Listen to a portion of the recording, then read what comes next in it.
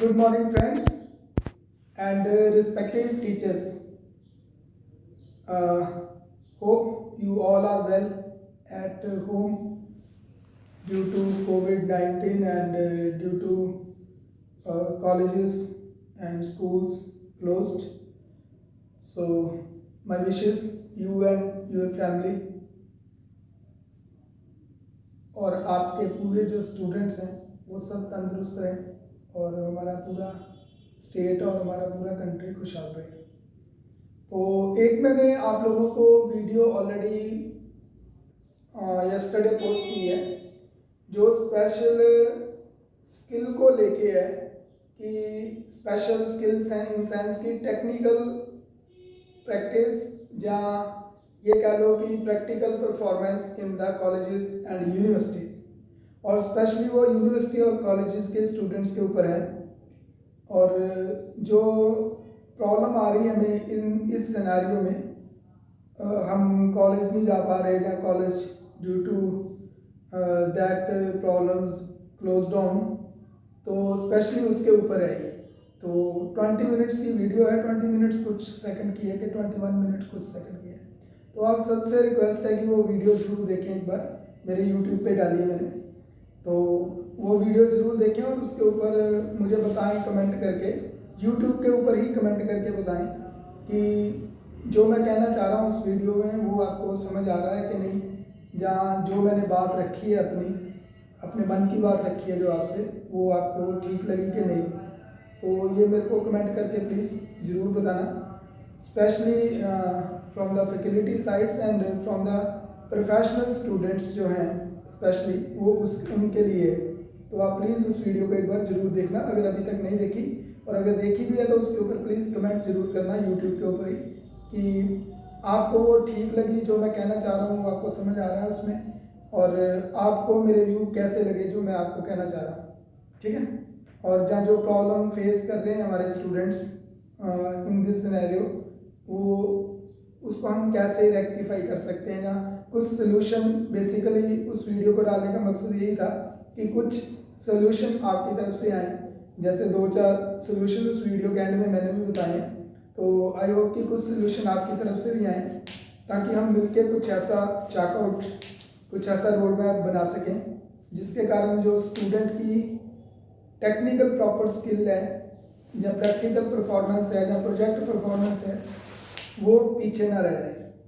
सो उस वीडियो को ज़रूर देखना एक बार और कमेंट ज़रूर करना उस पर। Thank you. So again before starting the lecture again as usual my request to all my dear students and all faculty members, please share my YouTube link with your students group and my lecture links with your students group, क्योंकि अगर आपने तो एक click करना है, एक link करना है, और जो स्टूडेंट्स घर में बैठे हैं या जो स्टूडेंट्स को इस सब्जेक्ट में प्रॉब्लम आ रही है उनका भला हो जाएगा आपके एक क्लिक पे, ठीक है। तो आप प्लीज़ इसको क्लिक जरूर कीजिए। अगर हम इतनी मेहनत से उस स्टूडेंट के लिए लेक्चर रिकॉर्ड कर रहे हैं, बना रहे हैं, तो प्लीज़ आप उसको क्लिक जरूर कीजिए, ठीक है। और बेसिकली यहाँ पे जहाँ मैं लेक्चर लेता हूँ यहाँ पे कोई स्टूडेंट्स नहीं होता किसी भी टाइम, सिर्फ मेरे एक असिस्टेंट होते हैं मैम। और ये लेक्चर स्पेशली मैं किसी भी पर्टिकुलर, ऐसा नहीं है कि किसी क्लास में लेक्चर ले रहा हूँ जहाँ स्टूडेंट बैठे हैं तो रिकॉर्ड कर दिया और आपको भी भेज दिया, ऐसा नहीं है। यकीन मानिए ये लेक्चर मैं स्पेशली उन स्टूडेंट्स के लिए ले रहा हूँ, और दिन में 4 या 5 घंटे मैं अपने जो है वो यूज़ कर रहा हूँ इस लेक्चर को रिकॉर्ड करने के लिए, आगे आपको फॉरवर्ड करने के लिए, अपलोड करने के लिए, सिर्फ इसीलिए कि वो जो स्टूडेंट्स घर पे बैठे हैं उनको कुछ ना कुछ बेनिफिट हो जाए, उनके कुछ कॉन्सेप्ट्स क्लियर हो जाए, उनकी कुछ स्किल डेवलपमेंट हो जाए घर पे बैठे ही ड्राइंग को लेके। इसीलिए ये मैं लेक्चर अपलोड कर रहा हूँ, जब उनको ड्राइंग रीड करनी आ जाए अगर वो इंडस्ट्री में या इधर उधर कल को कहीं जाते हैं तो इसीलिए मैं ये लेक्चर अपलोड कर रहा हूँ basically.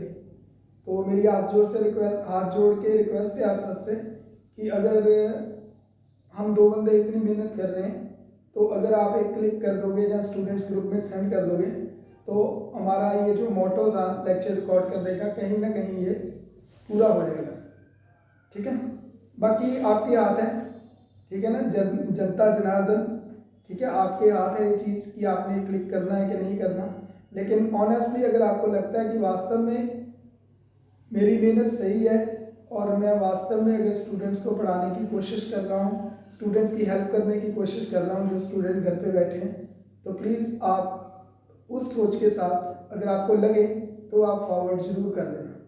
So thank you very much. So today we start the new topic. Already in the yesterday lecture we discussed about the definition of that chapter, and the chapter is projection of solids, and that is from engineering drawing subject. So already projections of solids की जो definition है वो हमने कल के lecture में मैंने आपको already वो सारी बता दी है। अगर आपको terminology समझनी है, how many types of solids समझना है, ठीक है, तो वो चैप्टर पहले आप लर्न करो, फिर उसके बाद ये जो आज का लेक्चर है इसको फॉलो करना, ठीक है, क्योंकि जब तक वो डेफिनेशंस आप ढंग से फॉलो नहीं करोगे तब तक आपको सॉलिड समझ नहीं आएगा कि सॉलिड एक्चुअली है क्या, राइट सॉलिड क्या है, ऑब्लिक सॉलिड क्या है, प्रिज्म क्या है, पिरामिड क्या है, सॉलिड ऑफ रेवोल्यूशन क्या है, ठीक है ना, तो पॉलीहाइड्रा क्या है, तो टाइप्स ऑफ पॉलीहाइड्रा क्या है, ठीक है, तो ये सारा कुछ आपको समझ नहीं आएगा जब तक आप उस डेफिनेशंस को अच्छी तरह कवर नहीं करोगे। तो मेरी सबसे आपसे रिक्वेस्ट है कि जो यस्टरडे हमने लेक्चर लिया है, आई थिंक लेक्चर नंबर 21 और मे बी 22 होगा वो, तो उस लेक्चर को आप प्रॉपर फॉलो करें, क्लियर, प्रॉपर फॉलो करें, उसको यूट्यूब पे डाला हुआ है वो लेक्चर प्रॉपर, तो उसके बाद आप इस लेक्चर के ऊपर आगे जो है उसको कवर करें, ठीक है नी, okay. So today we start from the case number 1। जैसे लैमिना में टोटल 6 केसेस थे, ऐसे प्रोजेक्शन ऑफ सॉलिड में भी मेन 6 केसेस हैं। ऐसे प्रोजेक्शन ऑफ सॉलिड में भी एज पर द कॉन्सेप्ट जो सॉलिड के हैं उसको समझने के लिए मेन 6 केसेस हैं लाइक लैमिनस सेम।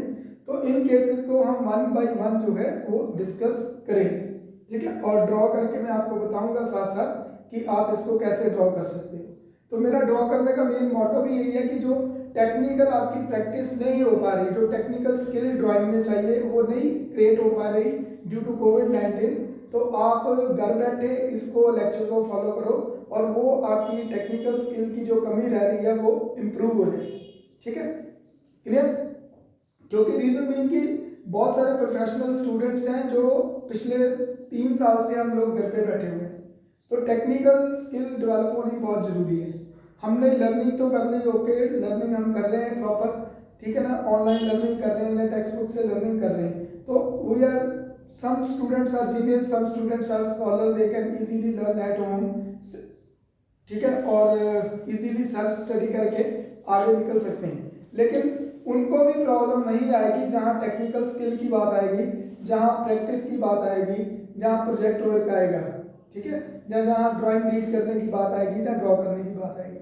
तो अगर टेक्निकल स्किल आप गेन नहीं करते तो ये चीज़ें आपको आगे प्रॉब्लम आएगी इंडस्ट्री में, जहाँ भी जॉब करोगे उसके रिगार्डिंग प्रॉब्लम आएगी if you belong from the professional side, proper professional student वगैरह आप, ठीक है, प्रोफेशनल में भी anyone, may be you are from medical science side, may be you are from engineering side, may be you are from hotel management side, may be you are from airline side, तो आप किसी भी side से हो, तो लेकिन अगर skill develop नहीं होगी उसमें उस अकॉर्डिंग टू दैट सिलेबस जो डिज़ाइन है उसमें अगर थ्योरी पार्ट ही करते रहेंगे, प्रैक्टिकल पार्ट नहीं होगा, स्किल डेवलप नहीं होगी, तो प्रॉब्लम आएगी, ठीक है।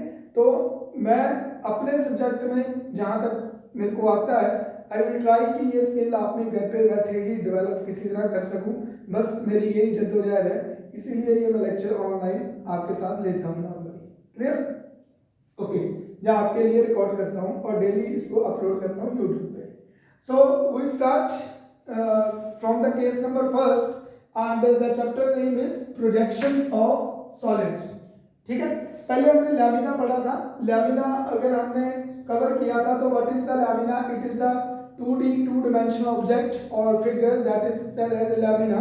अगर अब हम क्या करेंगे कि अगर एक लैमिना और ऐसे ऊपर रख देंगे, सेम एक लैमिना और इसके ऊपर रख दिया, जैसे ये पेंटागन है तो एक पेंटागन और ऊपर रख दिया और इसके 5 के 5 कॉर्नर हमने ऐसे आपस में ऊपर उस लैमिने तक डेवलप कर दिए, ऊपर तक ड्रॉ कर दिए 90 डिग्री, तो उसको अगर हमने एक्सटेंड कर दिया उन पांचों कॉर्नर्स को 90 डिग्री ऊपर की तरफ प्रोजेक्शन लेके, और वो पूरा लैमिना कन्वर्ट हो जाएगा सॉलिड में। ठीक है, तो सॉलिड की डेफिनेशन हम ऑलरेडी कर चुके थे। What is the solid? It is the 3 dimensional object having the length breadth and thickness. ठीक है, if the solid height is less than x axis, normally we count on that is as a thickness. If that is more than x axis or z axis, then that is count on as a height. Clear? So that is a solid. It is a 3-dimensional object having the length, breadth and thickness. It is called a solid. It is completely bounded by the plane surfaces or curved surfaces. ठीक है, maybe that surfaces are plane or maybe that surfaces are curved. It may that is totally bounded by the planes. ठीक है, and that plane said as a surface और surfaces. Clear? Okay, तो ये चीज हमने पढ़ी थी। साथ साथ हमने पढ़ी था कल कि axis, what is the axis? That is the passing from the centre of the solid, that is the imaginary line, that line passing from center of the solid, and that line divide the solid into equal two parts is called its axis, is called its axis. Clear? तो आज हम पहला case करने जा रहे हैं। In the first case he said we have a lamina, we have a solid and the case according to that axis। अब देखो एक चीज और बताऊं, सॉलिड का जो भी केस होगा उसकी एक्सिस के अकॉर्डिंग ज्यादा डिस्क्राइब होगा। बेशक हम बात सॉलिड की करेंगे लेकिन वो उसको डिस्क्राइब एक्सिस के थ्रू करेंगे। रीजन बीइंग, कल भी मैंने आपको बताया था what is the axis. The axis, the very good example of the axis, the thread in a candle, मोमबत्ती के अंदर धागा है, that is the very good example of the axis of solid, and that passes from center of the base of candle to the tip of the candle. So that is the very good example of the axis of the solid. Or maybe if you have a pen, or maybe if you have a pencil, and the lead in your pencil, the lead in your pencil, or maybe the riffle in your pen, that is again very good example of the axis in a pen or in a pencil, because that passes from the center of your object. Clear? तो same अगर axis की वो बात इसलिए कर रहा है यहाँ पे क्योंकि जो पोजीशन एक्सिस लेगी वही पोजीशन सॉलिड को लेनी पड़ेगी। Clear? Suppose in my arm we have I have a bone. ठीक है, मेरी आर्म के अंदर एक बोन है। Clear? And that is normally in the centre of the arm. तो अब अगर मैं ये कहूं कि आर्म, तो now in that case the arm is work like a solid, the arm is work like a solid and the bone is in my arm that work like a axis in that solid. Clear? अब अगर मैं ये कहूं कि axis इस direction में है, ध्यान से समझना इस बात को, मैंने आर्म अपनी इस डायरेक्शन में रखी and I said the axis in this direction, it means this direction is parallel to VP or maybe parallel to HP. Clear? तो अगर एक्सिस पैरेलल टू बोथ है तो सॉलिड को भी पैरेलल टू बोथ होना पड़ा। मींस अगर axis इस डायरेक्शन में है तो मेरी आर्म भी इसी डायरेक्शन में जाएगी। अब मैं कहूँ कि अगर मेरी आर्म जब एक्सिस इस डायरेक्शन में है, बोन इस डायरेक्शन में है 90 डिग्री टू एचपी, तो डेफिनेटली आर्म भी 90 डिग्री टू एचपी गई ऊपर। फॉलो कर रहे ना ये चीज को? तो इट मींस अगर मैं कहूँ कि ये आर्म इस डायरेक्शन में है, it means that is incline to HP, तो डेफिनेटली बोन जो आर्म के अंदर है वो भी इंक्लाइन टू एचपी हो जाएगी। तो हमने ये देखा कि जो एंगल बोन ले रही है वही एंगल आर्म ले रही है। जब ये कह लो कि जो एंगल मेरी बाजू ले रही है वही एंगल अंदर बोन ले रही है, जो एंगल मेरी बाजू ले रही है वही एंगल बाजू के अंदर जो हड्डी है वो ले रही है। Is it clear? तो it means in the other words you can say कि जो एंगल बाजू के अंदर हड्डी है वो ले रही है, वही एंगल बाजू को लेना पड़ रहा है, क्योंकि बाजू का जो प्रॉपर ये कह लो मास है या जो भी है वो that is all around of that my bone. Clear? समझ आ रही है ना बात? सो इट मींस इसीलिए वो एक्सिस को ज्यादा डिस्क्राइब करता है। अगर आपका सॉलिड ऐसे है तो एक्सिस ऐसे रहेगी, अगर आपका सॉलिड इस डायरेक्शन में तो एक्सिस ऐसे रहेगी, अगर आपका सॉलिड इस डायरेक्शन में तो एक्सिस ऐसे रहेगी, और अगर आपका सॉलिड ऐसे है तो एक्सिस इस डायरेक्शन में रहेगी। Is it clear? तो हमने ये देखा कि जो पोजीशन एक्सिस ले रही है वही पोजीशन सॉलिड को लेनी पड़ रही है। Follow that thing. देन ये कह लो कि जो पोजीशन सॉलिड ले रहा है एक्सिस की भी वही पोजीशन हो रही है। Clear? So due to that he is talking normally when he describe the cases of that he is talking normally about the axis। अब उसका भी एक रीजन है एक्सिस क्यों, because the axis is work like A line. तो students ने अगर line perpendicular to HP थी तो ऑलरेडी पढ़ा था कि लाइन परपेंडिकुलर टू एचपी है तो वो ऐसे दिखेगी। Is it clear? तो अब अगर ये लाइन को मान लो कि एक्सिस है तो एक्सिस परपेंडिकुलर टू एचपी है, तो सॉलिड ऑल अराउंड इस एक्सिस के है तो वो भी परपेंडिकुलर टू एचपी हो गया। अगर एक्सिस इंक्लाइन टू एचपी है तो सॉलिड ऑल अराउंड है इस एक्सिस के, वो भी इंक्लाइन टू एचपी हो गया। Follow that thing. अगर मैं यहाँ सिलेंडर सॉलिड है इसको रख के बताता हूँ, अगर axis is what that is passes from the centre of the cylinder, तो अगर एक्सिस 90 डिग्री जा रही है तो सिलेंडर भी 90 डिग्री है, यू कैन सी। अगर एक्सिस कोई एंगल बना रही है एचपी के साथ तो सिलेंडर भी वही एंगल बना रहा है एचपी के साथ, because axis is fix in that cylinder. और अगर एक्सिस पैरेलल है तो सिलेंडर को भी इसी डायरेक्शन में होना पड़ेगा, parallel to HP, parallel to VP. Follow that thing. तो it means what we follow from here कि जो एंगल एक्सिस ले रही है, इसके ऊपर ज्यादा जोर इसलिए दे रहा हूं क्योंकि वो बार बार एक्सिस के एंगल की बात करेगा and the student sometime are confused. ठीक है, इस चीज को अच्छी तरह समझना पड़ेगा कि जो एंगल एक्सिस ले रही है वही एंगल सॉलिड ले रहा है। एक्सिस 90 डिग्री है तो सॉलिड 90 डिग्री है, एक्सिस इंक्लाइंड है तो सॉलिड इंक्लाइंड है, एक्सिस पैरेलल है तो सॉलिड पैरेलल है। तो इट मीन जो एंगल एक्सिस ले रही है वही एंगल आपको सॉलिड को लेना पड़ेगा। आप इन the other words you can say कि जो एंगल सॉलिड ले रहा है वही एंगल एक्सिस को लेना पड़ेगा जब वही एंगल एक्सिस का होगा, because axis is fix in the center of your solid. So it means due to that he said always when he start the case, when he want to describe the problem, he always start from its axis. What is the angle of the axis of that solid? ठीक है, तो हमेशा वो solid के axis के angle की बात करेगा। Is it clear? समझ आ गई ना? और एक्सिस की एग्जांपल दे चुका हूं। The very good example of the axis that is the thread in your candle. मोमबत्ती के अंदर धागा होता है जो बिल्कुल मोमबत्ती के बेस से लेकर टिप तक अंदर ही अंदर 90 डिग्री जा रहा होता है। सो that is the very good example of the axis of the solid. तो ऐसे जो सॉलिड है, axis is the imaginary line, तो ऐसे भी किसी भी तरह का सॉलिड है, चाहे वो पिरामिड है, चाहे वो प्रिज्म है, चाहे वो पेंटागन है, चाहे वो हेक्सागन है, चाहे वो सिलेंडर है, कुछ भी है, तो उस सॉलिड के अंदर हम एक लाइन इमेजिन करेंगे जो लाइन 90 डिग्री पास हो रही है सॉलिड के सेंटर से एंड फेसेस तक। Clear? And that line set as a axis of the solid, axis of the solid, and that is the imaginary line, and that is always show with the center line, chain thin line. Is it clear? Okay, so due to that मेरे ख्याल से अब आपको अच्छी तरह समझ आ गया होगा कि what is axis. So इसीलिए वो axis के अकॉर्डिंग चल रहा है। He said axis of solid, वो सॉलिड की बात नहीं करेगा, एक्सिस की बात करेगा। He said axis perpendicular to HP and parallel to VP.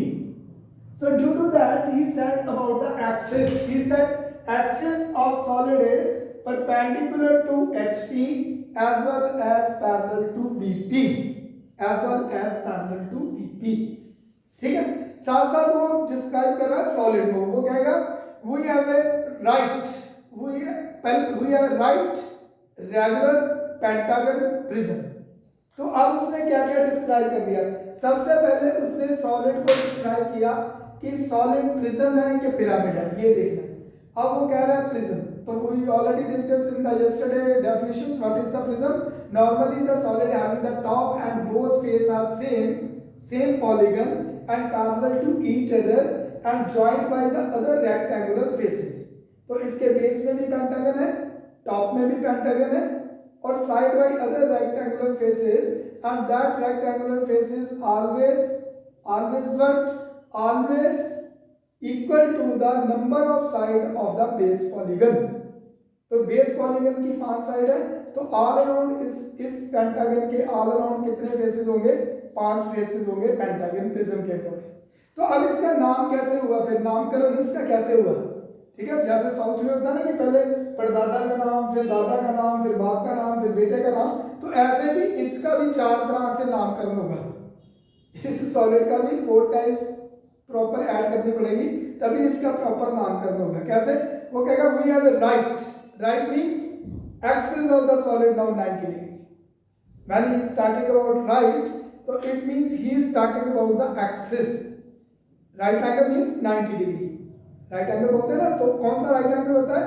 That is 90 degree. So when he is talking about the right solid, it means he is talking about first axis of the solid. It means अब वो oblique solid नहीं है. Oblique means the angle is not the 90 degree, that is the oblique solid. तो वो कह रहा है right solid, it means इसकी एक्सिस 90 डिग्री है. He said we have right regular. Regular means जहाँ पे एक एज खत्म हो रहा है दूसरा एज स्टार्ट हो रहा है, दूसरा खत्म हो रहा है तीसरा स्टार्ट हो रहा है, या एक फेज खत्म हो रहा है दूसरा स्टार्ट हो रहा है, दूसरा फेज खत्म हुआ तीसरा फेज स्टार्ट हुआ, और ऐसे सारे फेज बन रहे हैं. And he said we have right regular. Then he is talking about its basic shape. Basic shape क्या है? उसका बेस क्या है? बेस पॉलीगन क्या है? बेस पॉलीगन के अकॉर्डिंग उसकी बेस शेप होगी.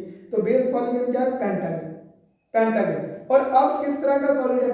पिरामिड है, प्रिज्म है, या सॉलिड ऑफ रेवोल्यूशन में से है? So this is the prism. This is the prism. क्योंकि प्रिज्म की डेफिनेशन थी base polygon both are same in the top and bottom face, clear, और maybe end faces, and that are parallel to each other, and number of rectangular faces equal to the number of the base polygon sides. So according to that definition, this is the pentagon prism.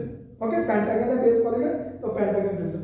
तो पूरा नाम इसका फिर क्या हुआ? फिर समझो पूरा नाम क्या हुआ? Right regular pentagon and prism. Means base और top parallel and prism. So the full name of that solid is, we have the right regular pentagon prism. Full base of the solid is right regular pentagon prism. Clear? तो यहां तक उसने definition में दिया, पहले statement में दिया we have right regular pentagon prism. तो इट मींस स्टेटमेंट की पहली लाइन से ही हमें डिस्क्राइब करना पड़ेगा कि he is talking about the prism, he is talking about the pyramid, और may be he is talking about the cylinder और कोन और स्फीयर एक्सेट्रा और क्यूब. क्लियर? तो ये पहले ही हमें करना पड़ेगा.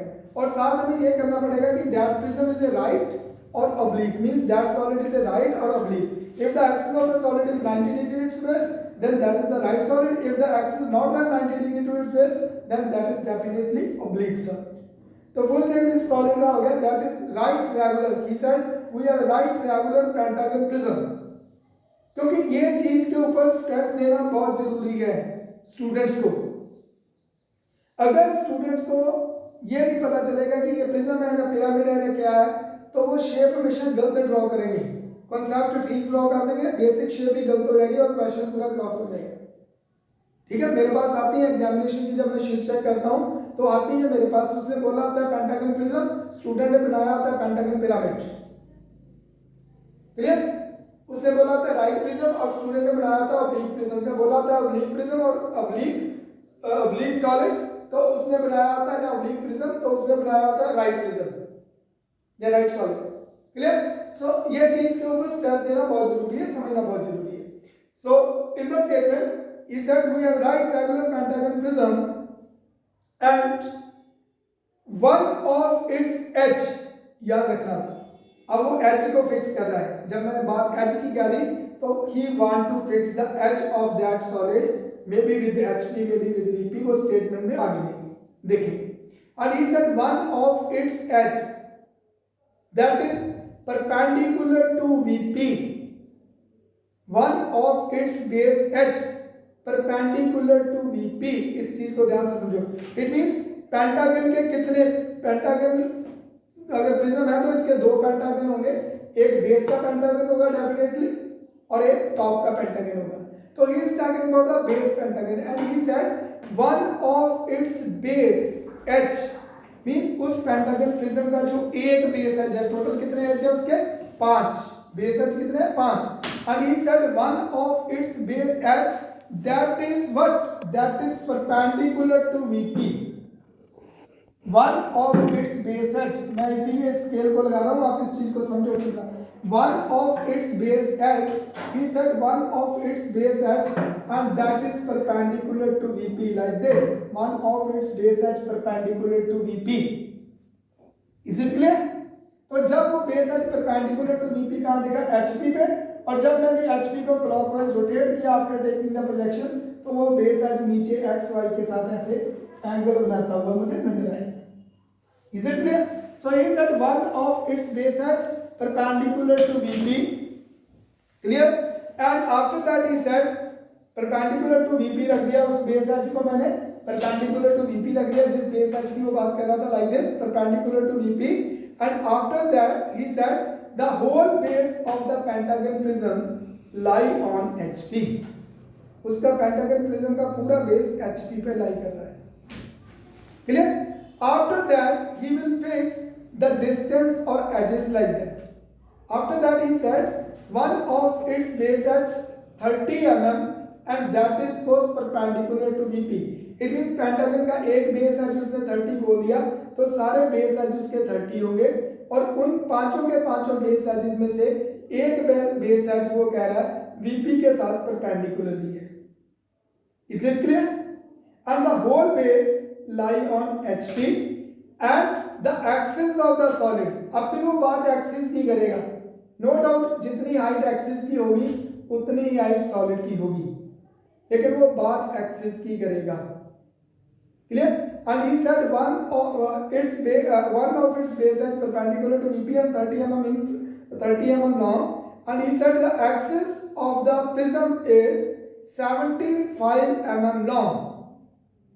Axis of the prism is 75 mm long. Clear? तो डेफिनेटली इस केस में क्या हो जाएगा, इस केस में इसकी एक्सिस 75 mm लॉन्ग है, और वो एक्सिस क्या कह रहा था, वो एक्सिस कह रहा था कि परपेंडिकुलर टू HP भी है. तो डेफिनेटली वो एक्सिस अगर परपेंडिकुलर टू HP है, तो कोई भी लाइन अगर परपेंडिकुलर टू HP होगी, प्रोजेक्शन ऑफ लाइन में हम पढ़ चुके हैं, इसको समझ चुके हैं कि कोई भी लाइन अगर परपेंडिकुलर टू HP होगी, then that is definitely parallel to VP के साथ पैरेलल होगी. तो इसकी फिर ट्रू हाइट प्रिज्म की कहाँ दिखेगी, on VP, on which view, front view. Clear? और बेस पॉलीगन, इस केस में बेस एज HP पे लाई कर गया. इस केस में क्या हुआ कि बेस एज इसका कहाँ लाई कर गया, its base edge lie on HP. पूरा बेस एज HP पे लाई करने के कारण क्या हुआ कि पूरा बेस का वो पेंटागन जो पॉलीगन था वो पैरेलल टू HP हो गया, पैरेलल टू HP हो गया. तो उस पेंटागन की ट्रू शेप कहाँ दिखी, टॉप व्यू से. उस पेंटागन की ट्रू शेप कहाँ दिखी, टॉप व्यू से. मींस बेस पॉलीगन की ट्रू शेप कहाँ दिखी, टॉप व्यू से, because that is parallel to HP, and if any plane, any lamina parallel to HP, then definitely its true shape lie on HP. And after taking the projection on HP, we rotate the HP into clockwise, then that true shape is below XY line. Already we covered up to here. Clear? In the lamina. तो वो base edge parallel to HP है, तो base edge की true shape कहाँ दिखी, base polygon की HP के ऊपर. Is it clear? इस एक स्टेटमेंट की एक लाइन को समझना बहुत जरूरी है. ठीक है? तभी आप प्रॉब्लम को सही तरह से ड्रॉ कर पाओगे. तो उसकी बेस एज की जो ट्रू शेप है वो कहाँ में नजर आई, HP के ऊपर. क्लियर? और उसकी हाइट कहाँ नजर आ रही है, VP के ऊपर. हाइट कहाँ नजर आ रही है, VP के ऊपर, क्योंकि height always cut on its axis and the axis is parallel to VP. और you can also say if the axis is parallel to VP then the axis is fix in the solid. तो axis VP के साथ parallel है, तो पूरा solid भी VP के साथ पैरेलल था. सेम जैसे मैंने बाजू किया था कि बाजू में जो हड्डी है वो पैरेलल टू बोर्ड हो जाएगी, पैरेलल टू वाइट बोर्ड होगी. तो अगर वो हड्डी पैरेलल टू VP है, देन डेफिनेटली मेरी पूरी बाजू भी VP के साथ पैरेलल होगी. ठीक है? तो वो पूरी हाइट, उसकी हाइट जो दिख रही है प्रॉपर, वो कहाँ दिख रही है, VP पे, और ट्रू शेप उसकी बेस पॉलीगन की कहाँ दिख रही है, HP पे. ठीक है? तो अभी तक प्रोजेक्शन ऑफ लैमिना में हमने यही समझा था कि जहां पे उसकी ट्रू शेप आएगी उस व्यू को पहले ड्रॉ करेंगे, लेकिन अब इस दोनों व्यू में उसकी ट्रू शेप अलग अलग जगह पे दिख रही है. बेस पॉलीगन की ट्रू शेप, उसका बेस पेंटागन ट्रू शेप में कहाँ दिख रहा है, टॉप व्यू में, और एक्सिस कहाँ दिख रही है, front view. So in that case which view we draw first, top और फ्रंट, टॉप और फ्रंट. तो याद रखना है इसके लिए, again we have the concept when we start the problem of solid. ठीक है? कंसेप्ट वही लैमिने वाला है, लेकिन बात सॉलिड की हो रही है, इसलिए वो सॉलिड की बात में सॉलिड की बात लेके वो डेफिनेशन को जो बनाएगा, सॉलिड को रख के डेफिनेशन को आगे वो एक्सप्लेन करेगा. Clear? So he said when we start the problem of solid, then always start from its base polygon. and that should be in true shape. It may be lie on HP, maybe on VP or maybe on PP. बात वही है, बात वही है lamina वाली। देखो जब हम लैमिना में क्या करते थे, when we start the problem of lamina, then always start from its true shape. It may be lie on VP, it may be lie on HP or it may be lie on PP. Clear? ठीक है ना, concept वही है, concept वही चलेंगे साथ साथ। क्यों? क्योंकि सॉलिड के भी अब पहले लैमिना में एक लैमिना होता था प्रोजेक्शन ऑफ लैमिना में, लेकिन अब सॉलिड में दो लैमिना आ जाएंगे, एक बेस का लैमिना, एक टॉप का लैमिना।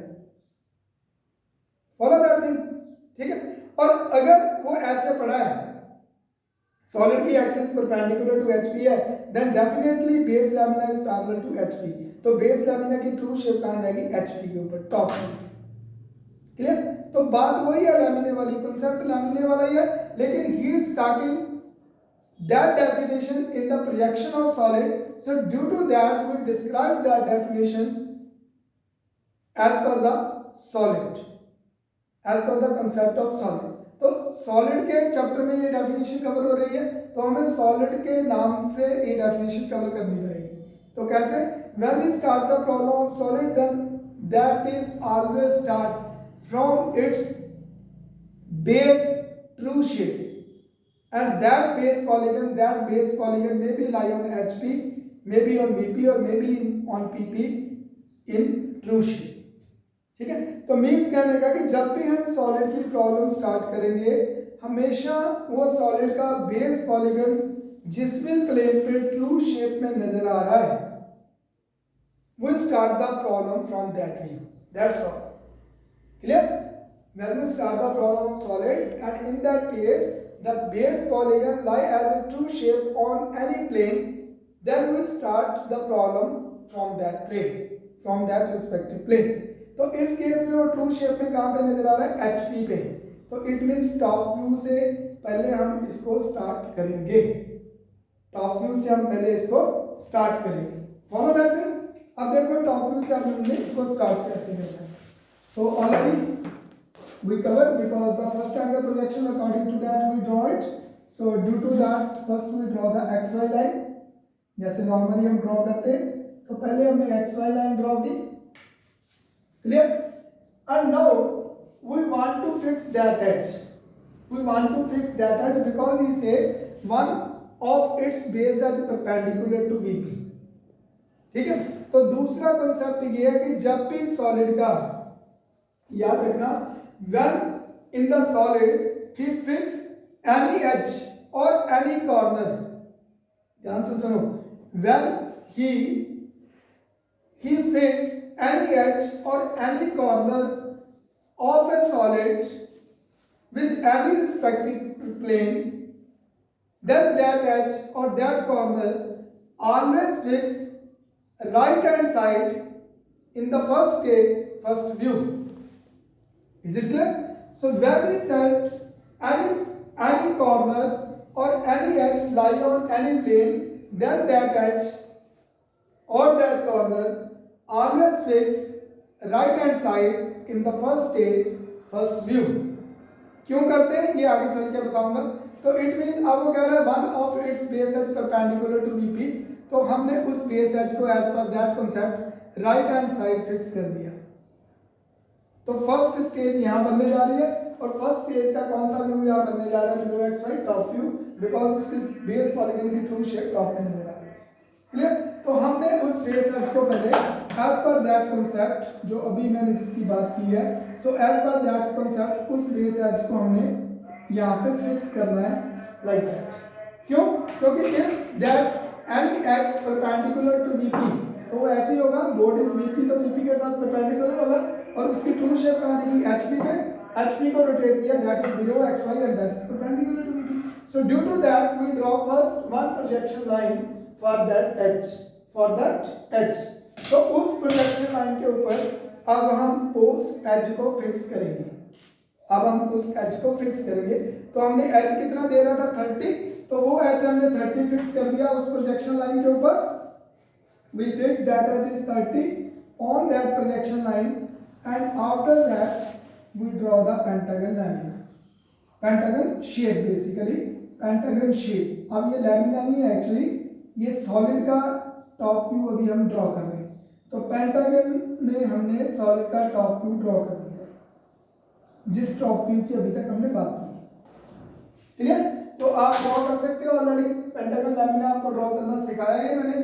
कैसे? एक एज परपेंडिकुलर करना है उसका, तो परपेंडिकुलर प्रोजेक्शन ली, उस एज के ऊपर हमने पॉइंट 1 और 2 फिक्स कर दिया, डैश नहीं आएगा क्योंकि टॉप व्यू है, और 1 इधर नहीं आएगा क्योंकि 2 इधर रखा तो एंटी क्लॉक हो जाएगा। हमने क्लॉकवाइज करने थे point as per the concept, वो कंसेप्ट साथ साथ चलेंगे जो अभी तक लर्न कर दिए।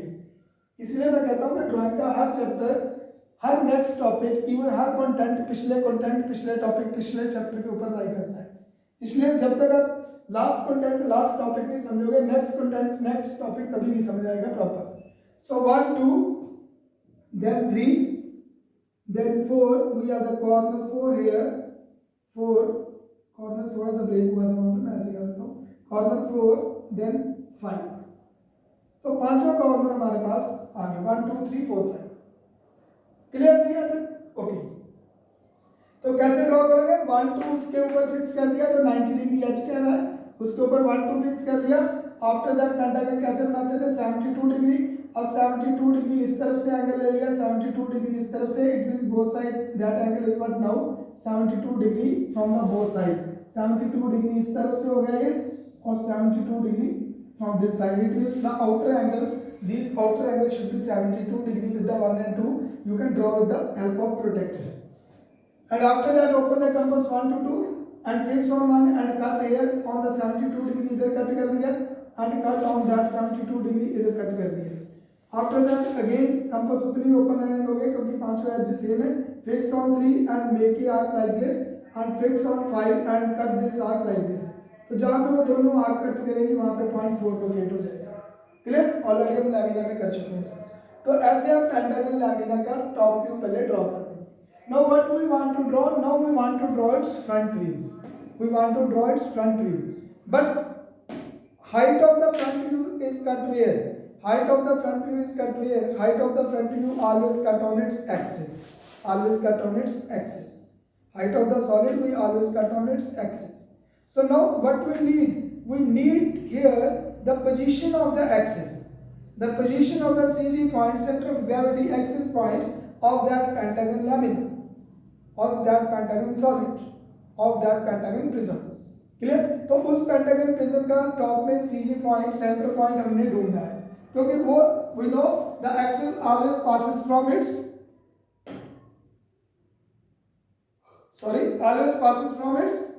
Centre, base centre to top centre, imaginary line, that is axis, already we discussed. तो अब पेंटागन की एक्सिस हम कैसे ढूंढते हैं? सी पेंटागन की एक्सिस ढूंढने का, सेंटर पॉइंट ढूंढने का क्या मेथड है कि जो एज है, एज कितना था 30, आपने उस 30 एज का सेंटर लगा लिया। 30 एज का सेंटर कितने पे आया? Definitely that is on 15। तो 15 पे आपने सेंटर मार्क कर दिया, उस एज का 1 और 2 का सेंटर मार्क कर दिया, और उस सेंटर से परपेंडिकुलर आपने अपोजिट कॉर्नर से मीट करा दिया। फिर देखो 1 और 2 का सेंटर कर लिया, और 1 और 2 का सेंटर करने के बाद वहां से परपेंडिकुलर अपोजिट कॉर्नर से मीट करा दिया। ठीक है? और ऐसे ही इधर दूसरे एज का सेंटर कर दिया। सपोज मैंने 2 और 3 का सेंटर कर दिया। 2 और 3 का सेंटर करने के बाद अपोजिट कॉर्नर मेरे पास कौन सा बचा? 5। तो 5 अपोजिट कॉर्नर से मैंने इसको मीट करा दिया like this, with the 5 opposite corner like this. फिर देखो ध्यान से, किसी दो एज का अगर मैंने ये काम किया तो मैंने क्या किया कि किसी दो एज का मैंने सेंटर कर दिया और अपोजिट कॉर्नर से उसको परपेंडिकुलर मीट करा दिया। क्लियर? जैसे 1 और 2 का सेंटर किया था और अपोजिट कॉर्नर से 1 और 2 का परपेंडिकुलर अपोजिट कॉर्नर से मैंने मीट करवा दिया 4 से। ऐसे 2 और 3 का सेंटर किया था और 2 और 3 का परपेंडिकुलर अपोजिट कॉर्नर 5 से मीट करा दिया। क्लियर? और डेफिनेटली जहां दोनों कॉर्नर मीट करेंगे, कट करेंगे, definitely there locate your centre point O. तो वहां पे आपका प्रिज्म का सेंटर पॉइंट ओ लोकेट हो जाएगा।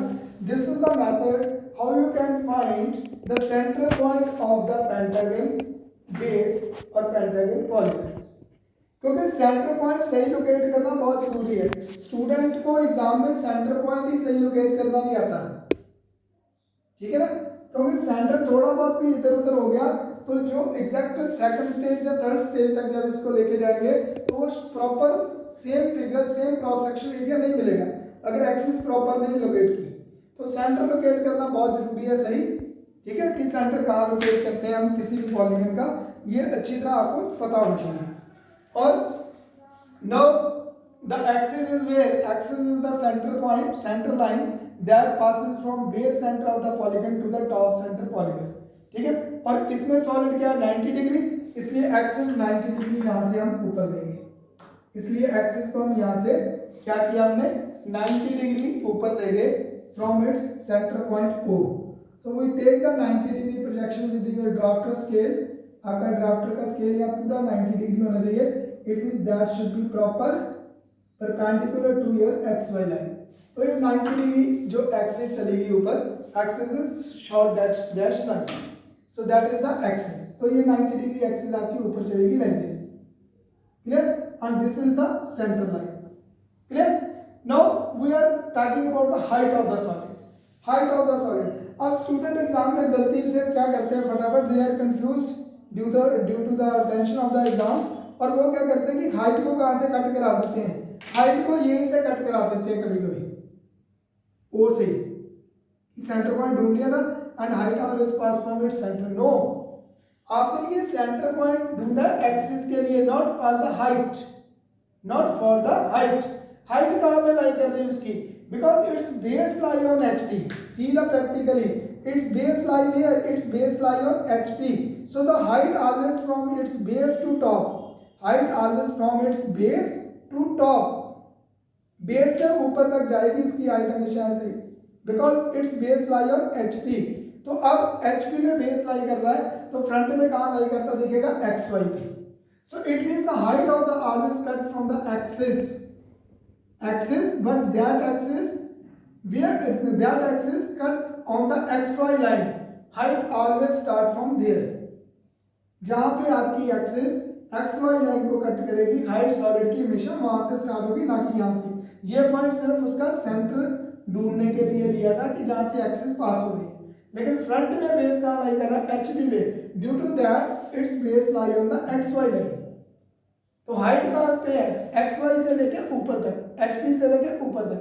अब हम यहां से लेके ऊपर तक उसने हाइट दी है सॉलिड की, suppose he said the edge of the pentagon is what 30 and the height of the axis is 75 mm long, so we cut from here to upper side like this।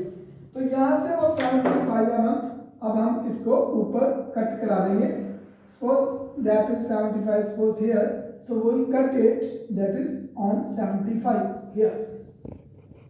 तो अब यहाँ पे आपके solid की जो height है वो cut करेगी, इट मींस अब आपके सॉलिड का बेस पेंटागन पॉलीगन कहाँ पे पड़ा है HP पे, और टॉप पेंटागन पॉलीगन इस हाइट के ऊपर दिखेगा फ्रंट में, क्लियर, समझ। अब फ्रंट में हाइट को हमने कट कर दी डायरेक्ट, अब फ्रंट में हमने देखना कि मैक्सिमम सॉलिड दिख कितना रहा है।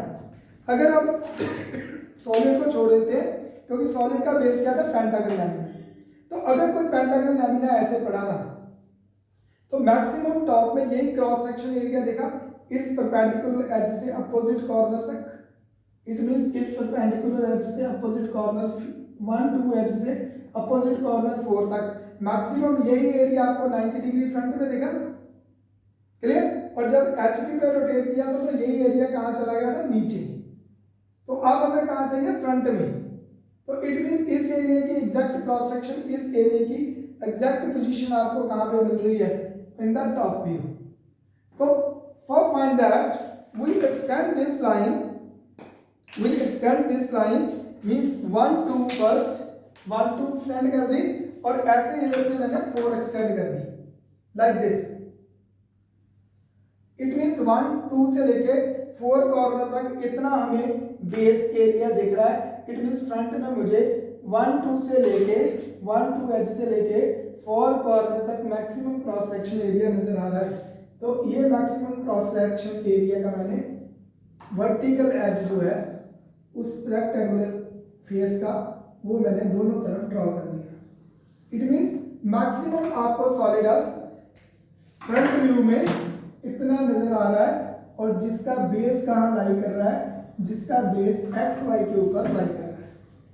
क्लियर? तो मैक्सिमम क्रॉस सेक्शन एरिया जितना नजर आया उतना ही आपने ड्रॉ किया और बाकी आप ट्रेस कर दोगे। तो इतना कॉर्नर मैक्सिमम इस एज से लेके 1 2 से लेके 4 तक मैक्सिमम क्रॉस सेक्शन एरिया आपको फ्रंट में इतना नजर आ रहा है। क्लियर?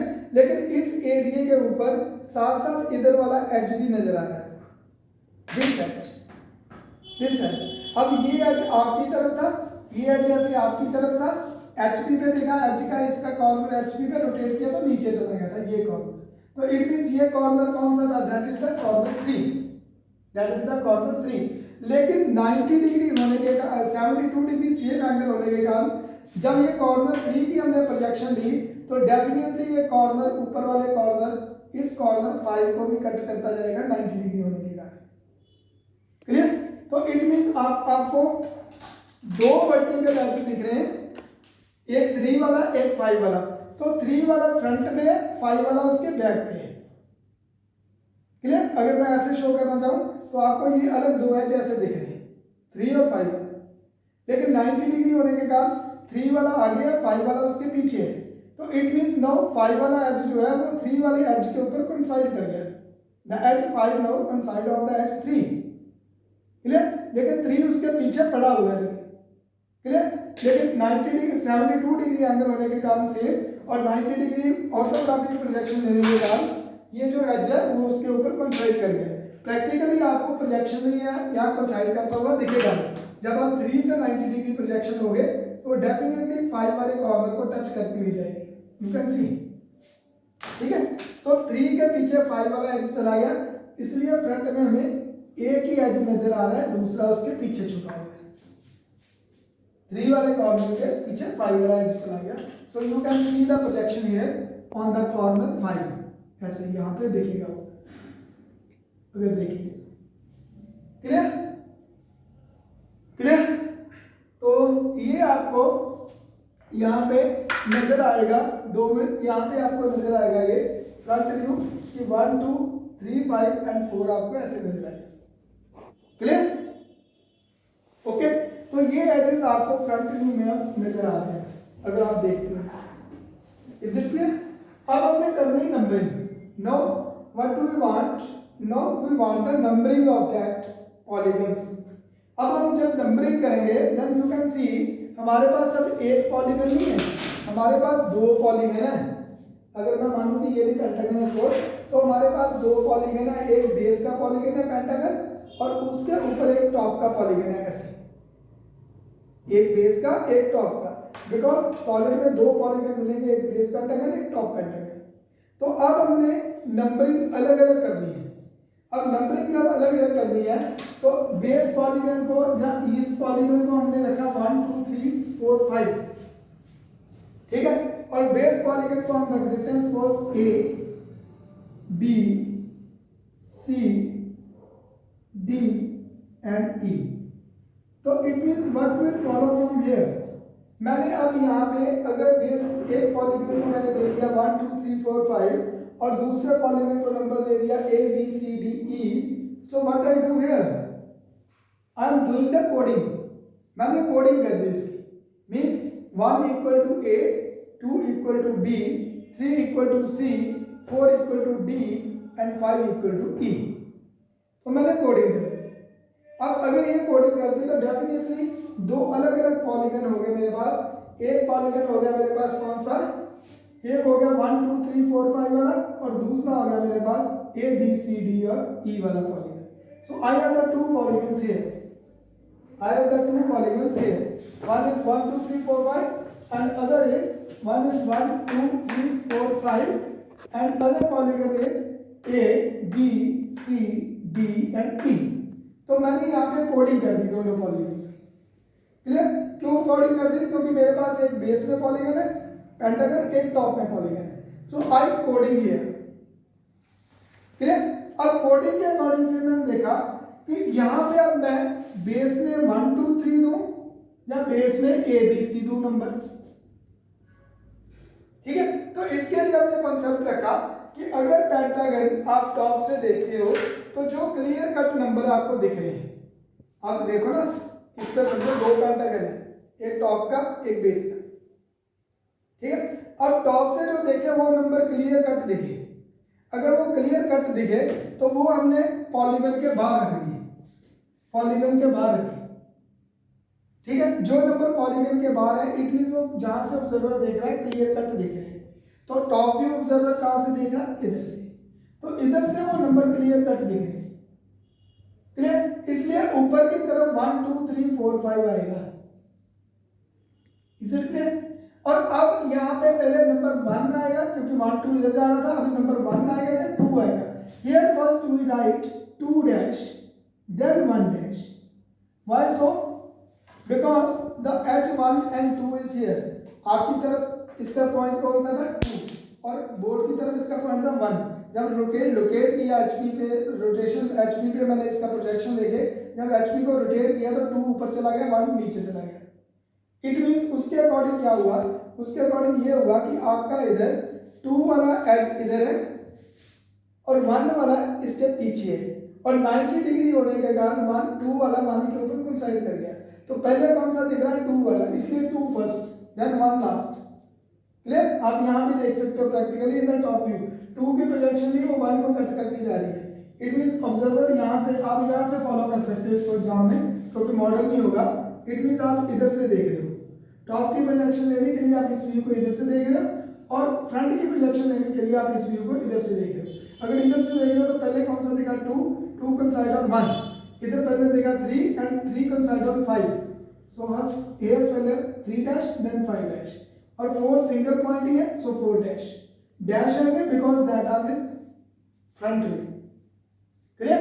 अगर ये आपने कर दी तो ए बी सी उसी के अकॉर्डिंग आ रहे हैं, ठीक है। अब ए बी सी हमने पॉलीगन के अंदर क्यों रख दिए, इट मींस यहाँ से जो पॉइंट देख रहे हैं वो ऑब्जर्वर को क्लियर कट दिख रहे हैं, लेकिन नीचे जो पॉइंट उसका दबा हुआ पॉलीगन है, बेस का पॉलीगन जो दब गया ऊपर वाले पॉलीगन के नीचे, ऊपर वाले पॉलीगन के नीचे बेस का पॉलीगन जो दब गया वो पॉइंट हमें नजर नहीं आ रहे, इसलिए हमने ये फिगर को एक बॉक्स मान लिया कि उस बॉक्स के अंदर वो पॉइंट रखे हैं जो क्लियर कट टॉप से देखा तो नहीं नजर आए।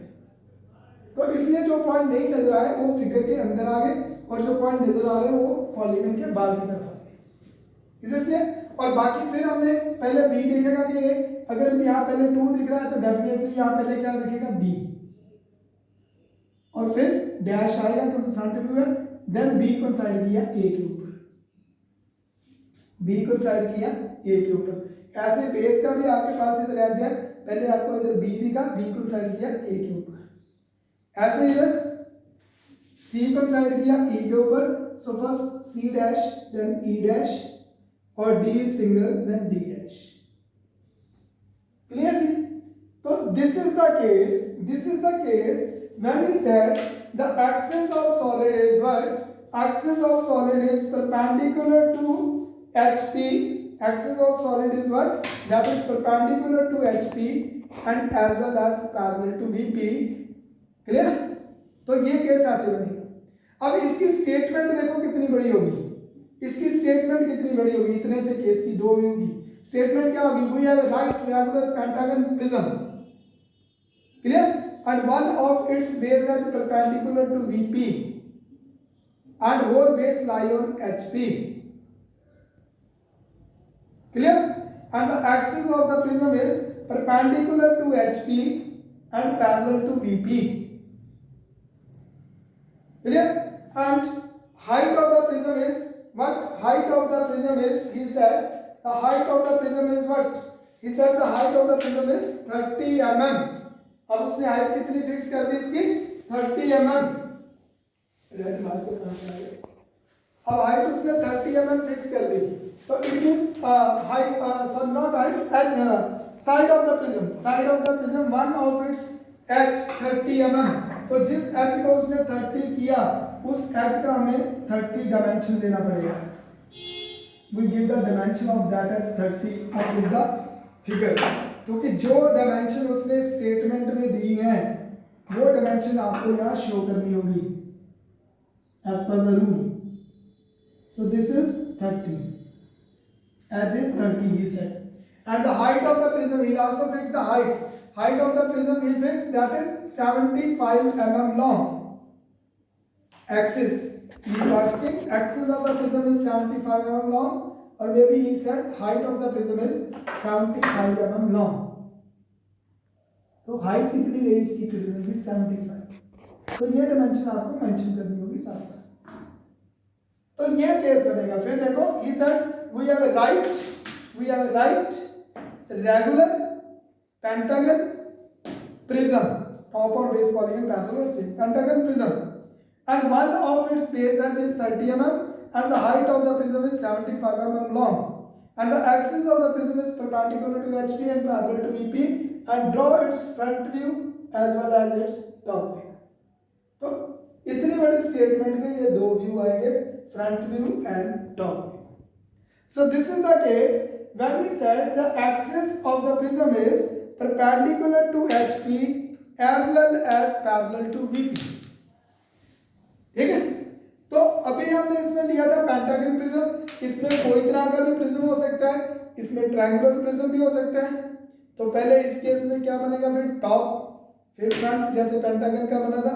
इस केस में स्क्वायर प्रिज्म भी हो सकता है, उसमें भी पहले इसका टॉप बनेगा फिर फ्रंट. ठीक है ना. इसमें पेंटागन प्रिज्म भी हो सकता है, इसमें हेक्सागन प्रिज्म भी हो सकता है. तो पहले बनेगा टॉप फिर फ्रंट. इसमें कोन भी हो सकता है, पहले बनेगा टॉप में सर्कल फिर फ्रंट. Follow this thing. ठीक है ना. इसमें कोई आपका पिरामिड भी हो सकता है. May B he said we have a square pyramid. तो पहले टॉप फिर फ्रंट, जैसे ये बनाया कॉन्सेप्ट वही. इसमें आपका पेंटागन प्रिज्म भी हो सकता है. यस.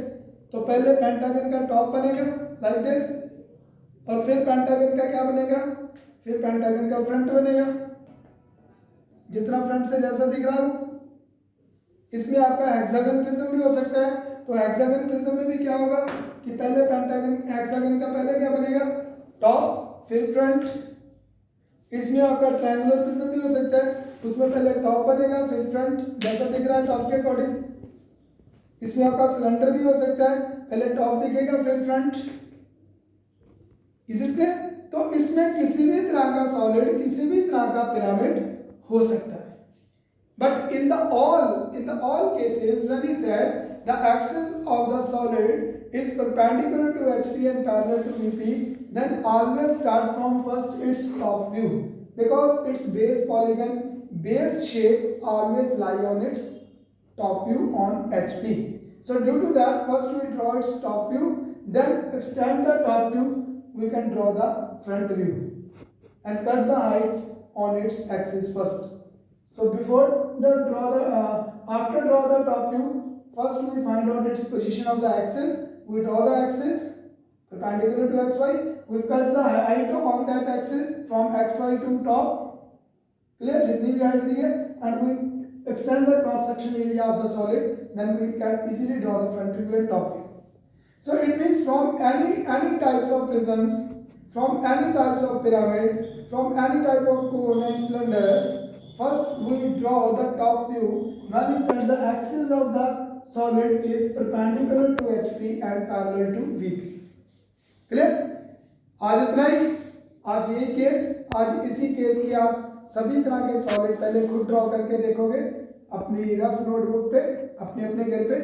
ठीक है. पहले उसका टॉप व्यू ड्रॉ करोगे, फिर टॉप व्यू को ड्रॉ करके फ्रंट व्यू को एक्सटेंड करके करोगे, ताकि कोई भी तरह का, किसी भी तरह का प्रिज्म आ जाता है, पिरामिड आ जाता है, सॉलिड ऑफ रेवोल्यूशन में कुछ भी आ जाता है, cone cylinder sphere, you can easily draw it front और इट्स टॉप. आपको पहले फ्रंट और टॉप बेसिक दोनों शेप पहले ड्रॉ करनी आनी चाहिए. क्लियर? और कैसे एज लाई कराते हैं, कैसे कॉर्नर लाई कराते हैं, ये चीज आपको क्लियर होनी चाहिए. तो इसलिए आज के लेक्चर में इतना ही. बाकी कल के लेक्चर में हम आगे करेंगे इस केस को, when the axis of the solid is inclined to HP and parallel to VP. 6 case है, कोई प्रॉब्लम नहीं, चाहे हम एक एक केस करके करें, स्टेप बाय स्टेप सारे केस प्रॉपर करेंगे, क्योंकि इसी चैप्टर के ऊपर आपके आगे वाले सारे केसेस या सारे चैप्टर लाई करेंगे. इसी चैप्टर के ऊपर सेक्शन ऑफ सॉलिड लाई करेगा, इसी चैप्टर के ऊपर डेवलपमेंट ऑफ सरफेसेस लाई करेगा, इसी चैप्टर के ऊपर आइसोमेट्रिक लाई करेगा, इसी चैप्टर के ऊपर इंटरसेक्शन ऑफ सॉलिड लाई करेगा, इसी चैप्टर के ऊपर मिसिंग लाइन लाई करेगा, इसी चैप्टर के ऊपर लोकेशन ऑफ डिफरेंट व्यूज लाई करेगा। ठीक है ना। तो जितने भी सारे अगले सिलेबस के चैप्टर हैं all are lie on this chapter basically. अभी तक लैमिना तक जो भी कंसेप्ट थे वो सारे कंसेप्ट सीखे हमने, वो कंसेप्ट भी साथ साथ चलेंगे, लेकिन इस चैप्टर के मेन कंसेप्ट मेन सॉलिड आगे सभी चैप्टर में लाई करेंगे up to end of your syllabus. तो इसलिए इसके एक एक केस को अच्छी तरह समझना, ध्यान से करना बहुत जरूरी है। तो इसलिए आज मैं पहले केस पे आपको छोड़ता हूँ, ठीक है। कल हम दूसरा केस स्टार्ट करेंगे, when the axis of solid is inclined to HP and parallel to VP। clear? So thank you very much, thanks a lot again। और ये वीडियो अपने फ्रेंड्स के साथ और स्टूडेंट ग्रुप्स में प्लीज़ जरूर शेयर कर देना, और स्टार्ट टू एंड पूरी वीडियो जरूर देखा कीजिए। सो thank you very much again, thanks a lot.